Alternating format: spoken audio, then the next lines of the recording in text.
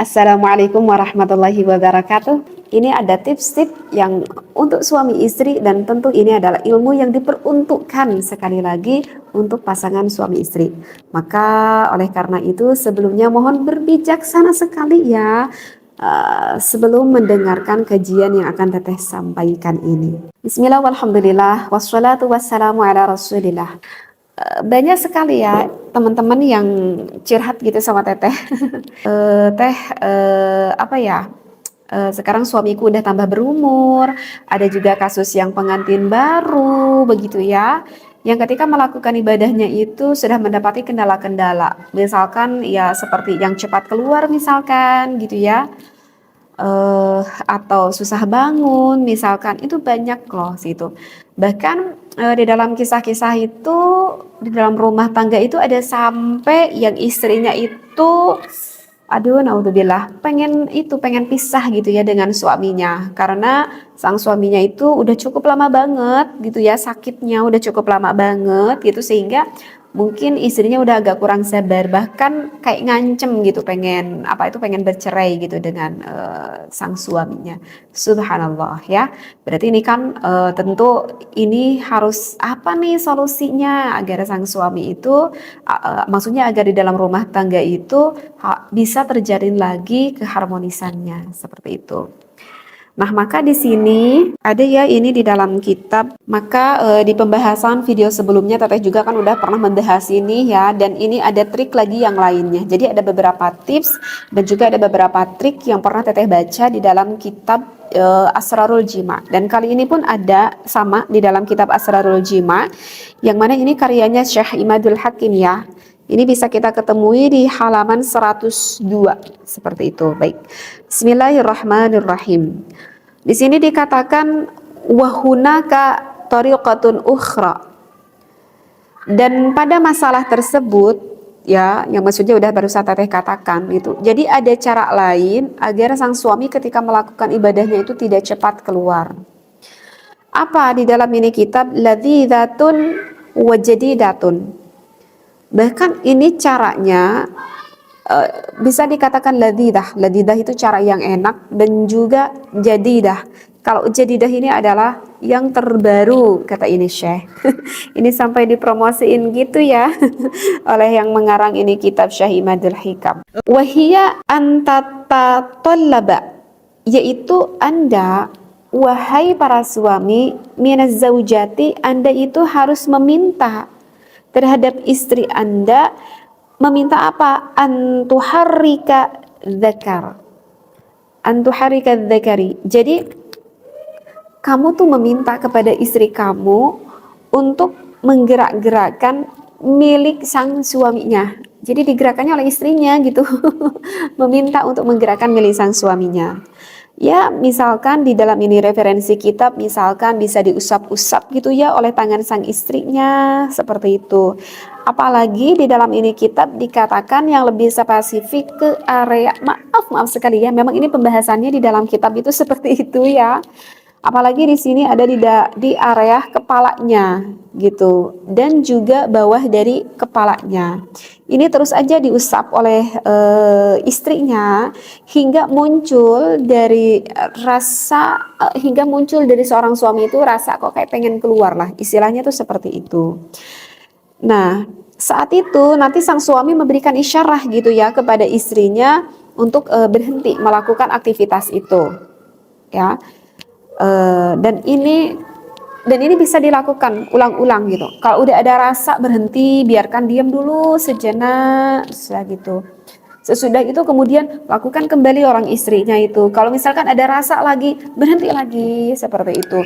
Nah, tujuan utama di dalam ini kitab yang dikatakan oleh ini Syekh, kenapa sang istrinya melakukan itu? Jadi ini sebetulnya mau melatih gitu, mau melatih untuk sang suami untuk tahu gitu. Jadi bentuk gesekan seperti apa atau di titik apa dia itu akan cepat keluar seperti itu. Sehingga sang suami itu nanti bisa bisa mengatur sendiri lah istilahnya, bisa mengatur dan bisa menahan mana saatnya untuk keluar dan mana saatnya yang saat ini tuh belum waktunya keluar. Jadi kayak apa ya, kayak terapi lah gitu. Tetapi ini terapinya itu dibantu oleh sang istrinya. Apakah ini boleh? Sangat boleh sekali, apalagi kalau kita bertujuannya adalah untuk kemaslahatan di dalam rumah tangga, seperti itu ya. Jadi ini tujuannya sih untuk terapi, bukan bermaksud untuk melakukan ibadah pada saat itu, bukan ya. Nah, begitu ya. Ini mohon maaf sekali ya, tetapi ini dalam referensi kitabnya juga emang dikatakannya seperti ini gitu ya. Tetapi kalau misalkan permasalahannya yang lain, kayak kalau misalkan yang sang suaminya itu misalkan yang keluarnya encer, nah itu berbeda lagi terapinya ya. Maksudnya tidak dengan terapi ini tidak gitu ya. Kalau misalkan keluar encer ya itu tentu harus pakai cara yang lain ya. Itu harus diobati lah, intinya tuh seperti itu. Nah, selain dari itu, ada juga nih dari kitab yang lain selain dari kitab Asrarul Jima, kita temui di dalam kitab Tuhfatul Arus. Jadi di dalam kitab Tuhfatul Arus, laki-laki yang ingin mengatasi yang cepat keluar, ini lucu sekali ya. Tapi begitulah ini yang ada di dalam kitab. Di dalam ini kitab, jadi di dalam kitab Tuhfatul Arus ini, maaf ya, Teteh nggak baca referensinya biar tidak terlalu panjang. Jadi sang istrinya mengurangi untuk berhias diri, gitu, atau mengurangi untuk misalkan berpakaian-pakaian di depan suaminya yang cukup agak sangat seksi sekali, atau mengurangi sang istrinya mengeluarkan apa ya, mengeluarkan kata-kata atau nada-nada yang sensualitas yang kira-kira mengakibatkan sang suaminya itu mengakibatkan itu cepat keluar. Jadi dalam ini kitab itu seperti itu, karena ini dikhawatirkan nanti menjadi fitnah katanya ya bagi suaminya. Ya maksudnya fitnah di sini itu apa ya? Maksudnya fitnah di sini agar suaminya itu tidak cepat tergoda dan tidak cepat untuk terangsang. Tujuan utama itu. Jadi kalau misalkan ketika melakukan ibadahnya ataupun sebelum melakukan ibadahnya, maaf banget ya, misalkan sang istrinya itu yang sangat merias diri dulu, yang sangat cantik sekali, kemudian menggunakan pakaian sangat seksi sekali, ini takutnya nanti sang suami itu cepat sekali terangsangnya, sehingga sebelum apapun ini udah terangsang, tahu-tahu udah keluar, kayaknya seperti itu, baru melihat aja gitu, karena saking indahnya gitu melihat sosok istrinya. Apalagi kalau misalkan ketika melakukan ibadahnya itu sang istrinya mengeluarkan kata-kata yang menggoda lah, misalkan seperti itu. Nah itu kan nanti daya khayalinya ataupun daya pikir sang suaminya itu akan lebih mudah cepat terangsang. Maka kan di tips yang sebelumnya kan Teteh pernah katakan gitu, jika seorang suami udah kayak udah tanda-tanda pengen keluar, itu coba deh seorang sang suami itu pikirnya itu jangan terlalu menikmati apa yang ia rasakan, tetapi kita alihkan seperti itu. Jadi yang penasaran pokoknya dengerin aja deh ya di tips video Teteh yang sebelumnya ya, yang udah pernah Teteh bahas seperti itu ya. Masya Allah, ini ya kalau kita tafakuri, ini ulama sampai memikirkan sampai kesananya loh. Ingat ya, ini tujuannya baik, tujuannya adalah untuk keharmonisan rumah tangga kita. Jadi ketika kalian mendengarkan suatu ilmu itu, kalian itu ya berpikir untuk berbijaksana, karena kan ini memang ilmu yang dibutuhkan bagi orang yang benar-benar tepat mendengarkan ilmu ini. Lalu lantas kemudian dari dari orang-orang yang curhat kali ya sama Teteh gitu. Kok Teteh agak sedih sekali gitu ya, karena banyak wanita yang curhat gitu sama Teteh, bahkan sampai ada kasus yang benar-benar yang pengen cerai gitu, karena merasa tidak merasakan kepuasan oleh sang suaminya. Aduh, kayaknya Teteh pengen bantu gitu. Aduh, kasihan banget itu wanita gitu ya setelah Teteh mendengar seperti itu. Jadi begini ya, wahai para suami, meskipun Anda mempunyai kesehatannya yang terganggu, meskipun Anda itu bisa dikatakan cepat keluar, tetapi diusahakan meminimalisir lah gitu. Ya istilahnya istri kamu mah bisalah kamu bahagiakan meskipun kamu mempunyai kendala-kendala seperti itu. Tapi kalau misalkan sang suaminya itu paham bagaimana menyenangkan istrinya, meskipun sang suaminya itu cepat keluar, sebetulnya sosok sang perempuan pun bisa sampai inzal, bisa sampai keluar. Benar seperti itu. Nah, Yang harus kita ketahui wahai seorang suami, jadi Allah menciptakan di sosok seorang wanita di area sensitif wanita itu, kalau bahasa istilah fikihnya itu adalah dengan badru. Badru itu kalau bahasa bahasa kitanya apa ya? Aduh, ini kayaknya nggak pantas dikatakan. Tapi kalau nggak dikatakan takutnya nanti kita nggak paham nih. Yang dimasukkan dengan badru, mohon maaf sekali, yang dimasukkan dengan badru itu adalah klitoris. Nah, Allah menciptakan badru seorang wanita itu sangat banyak sekali titik rangsangnya di sana. Karena Allah banyak sekali menciptakan membuat syaraf yang paling banyak sekali di sosok wanita itu di sana. Dan sedangkan badru itu ada di area depan, ya, dan lebih dalam sedikit 2/3-nya.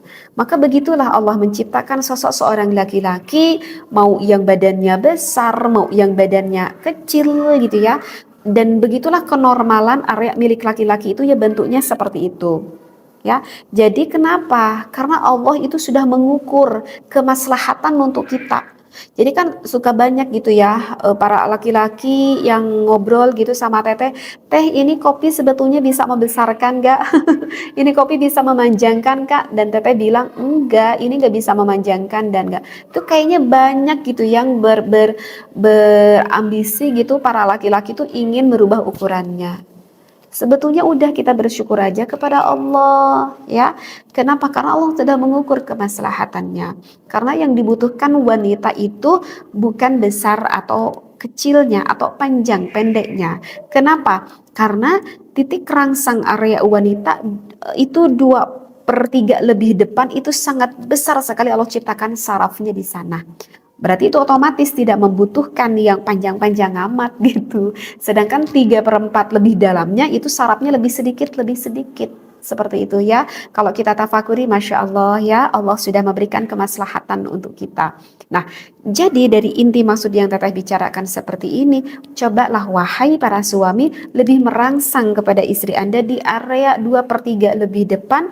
Jika dirangsang oleh sang suami di area itu, bahkan sang istri bisa sampai inzal, bisa sampai keluar, bisa sampai merasakan puncak kenikmatannya.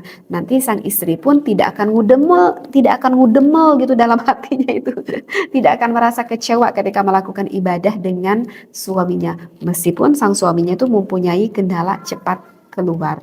Seperti itu ya, mohon sekali lagi mohon maaf wahai yang para mendengarkan, sekali lagi mohon untuk berbijaksana ketika mendengar pembahasan ini dari teteh ya. Seperti biasa nih, bagi kalian semua wahai para suami yang jika pada saat ini sudah mempunyai kendala seperti yang udah barusan teteh katakan, misalkan yang keluarnya encer atau kurang gairah atau kurang stamina ya, atau misalkan susah bangun, susah keras, udah bangun tahu-tahu suka tidur lagi di tengah jalan, yuk kita berikhtiar. Secara hakikatnya kudrat iradat inayah Allah yang menyembuhkan, tetapi Allah memerintahkan kepada kita untuk berikhtiar dengan cara yang baik, dengan cara yang benar, yang tidak ada risiko efek samping di dalam pengobatannya. Mudah-mudahan kajian yang teteh sampaikan ini selalu bermanfaat. Wallahu muwaffiqil aqwamit thoriq. Wassalamualaikum warahmatullahi wabarakatuh.